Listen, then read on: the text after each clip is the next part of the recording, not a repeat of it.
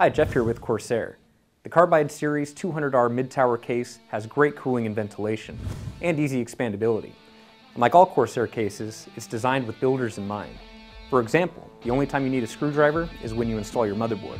Everything else is tool-free.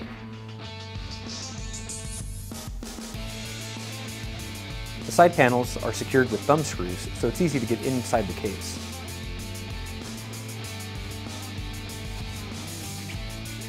Inside you'll find 7 PCIe expansion slots, all secured with thumb screws, and the case will accommodate graphics cards of up to 320mm in length. In the hard drive bay, you'll find the case's installation kit. All your 5¼ drive bays have toolless installation. The filtered intakes for the front 120mm fan are right here on the sides. In the rear you'll find a 120mm exhaust fan, and the Carbide Series 200R will support up to 8 fans total. On the front of the case, you have 2 USB 3.0 ports with an internal header that connects directly to your motherboard, and they'll also support USB 2.0. You also have a headphone and microphone jack, and power and reset switches. Putting together a custom PC should be easy, regardless of your budget.